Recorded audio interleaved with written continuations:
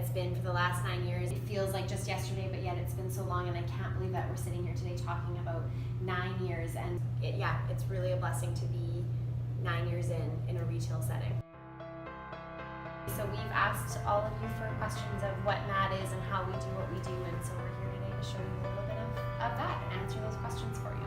How and why did you get started at Mad About Style? My background started in men's retail, actually. It was a huge passion of mine. I always wanted to be actually in menswear, which is surprising that we're now in women's wear. But I started working for a men's clothing store just after high school, and just prior to taking fashion merchandising and marketing in Vancouver. And my end goal was always to be a buyer. I really wanted to buy product and have a say in picking what my clients would be able to wear. I love that aspect of being able to dress your clients and make them feel absolutely amazing in what they're wearing from start to finish. And so being a buyer really was going to allow that as a possibility. And after I finished school, I realized how long it would take to kind of get into that world and get into that buying world, and I thought, why not just do that for myself? I moved back to Winnipeg after meeting, my now husband, then boyfriend. Moved back for him and didn't really know where it was going to take me, what Winnipeg would all bring. And one day drove by the location we're in now, which is something I actually even looked at when I was in high school, thinking, how cool would this be as a location for a store? If I ever opened a store, this would be my dream. And it just so happened to be available. I was 21 at the time, and literally no fear. I had nothing to lose, and if it failed, I had the rest of my life to kind of recover and recoup and figure things out from there. And so I just went for it. I had probably have more fear now than I did back then 9 years ago, but it was really just a passion and a dream from wanting to be a buyer and have that control of what we could bring in for our clients, and really think about each client individually when we're buying, to bring in something that we knew that they would feel good in and love, and it's all kind of come together from there. What were some of the challenges during the first 5 years of building your brand? I think our hardest challenges were actually right in the beginning, getting going. Again, I was 21. Not a lot of people trusted me. Not a lot of people believed in the brand and in the concept and the ideas that we were bringing forward. So I think our biggest challenges started in that first little bit, just even trying to get started. We had immense challenges with our leasing, trying to secure the location, and then also just with financing and getting banks to believe in what we had. I didn't have anything coming into building the brand, and so it was challenging to convince someone to believe in my business plan when I was so young and I had nothing really to show. So I think those were some of our biggest challenges that we had to overcome. And then that first year, really just even knowing who our client was, who was coming to shop, were people even going to be coming to shop?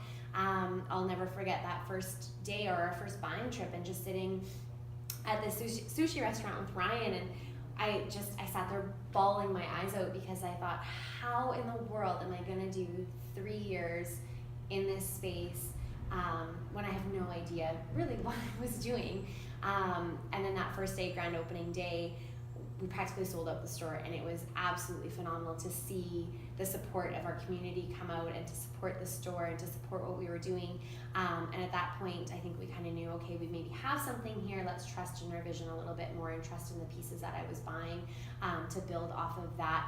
But your first kind of 3 years is your benchmark where you really want to see if you can even break even. And you really just want to see that you've got something that's substantial that you can build upon.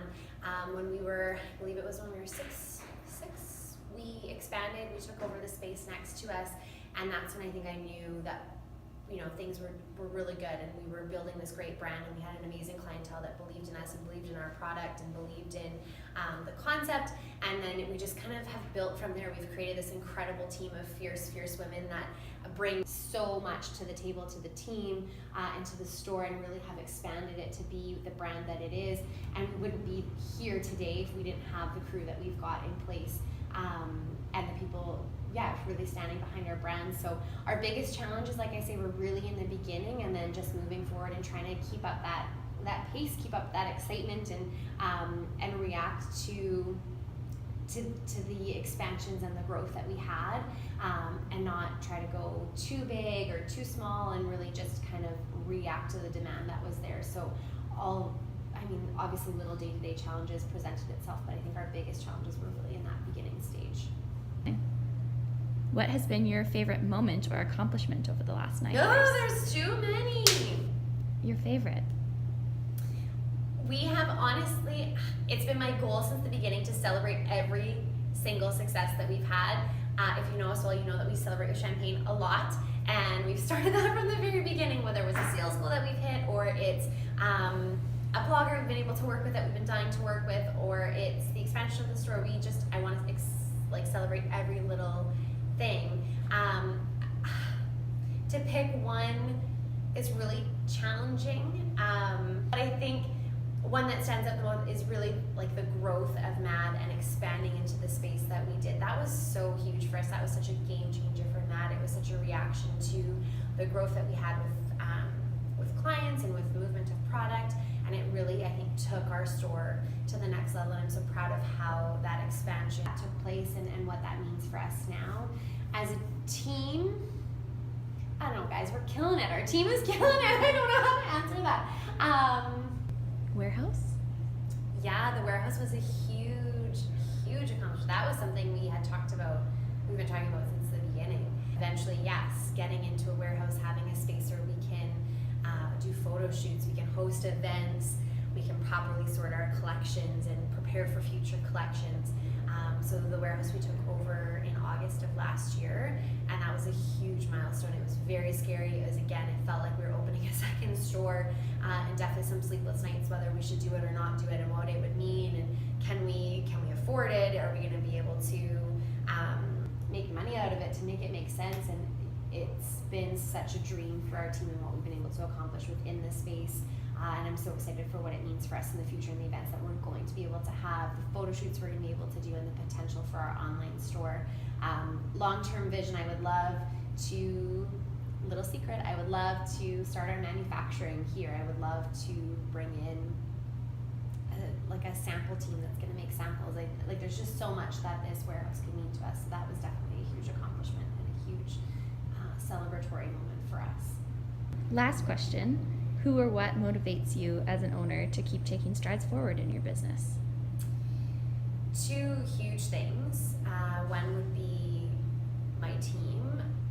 We wouldn't be where we are today without our team, and our successes have definitely happened because of the women that we're surrounded with at the store. And like I said before, they bring vision, they bring drive, they bring everything to the table, and they're willing to execute and ready to execute everything. And I think if it wasn't for them pushing me forward, I don't know if we would be taking as many steps as we are to grow. And when I say grow, it's even just one of our goals this year was to get better, not bigger. And definitely something that our team brings to the table. And I don't know if I would definitely push hard, but to be able to see these women achieve their goals within the store and achieve the visions that they want to, that's so huge for us, for me.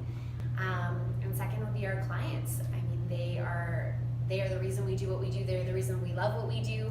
And if it wasn't for that and them constantly pushing us to bring a new product or try new things, or they're just really the forefront of what we do every day is clients and people that love our product and love the products that we're bringing forward. So I would say those are huge pieces, because without them we wouldn't need to be here and we wouldn't be doing what we love to do. Obviously my family is huge. I've got a little girl, and it's so much fun to see Anderson in the store and see her just loving on what this world is and what this store means. And obviously you keep going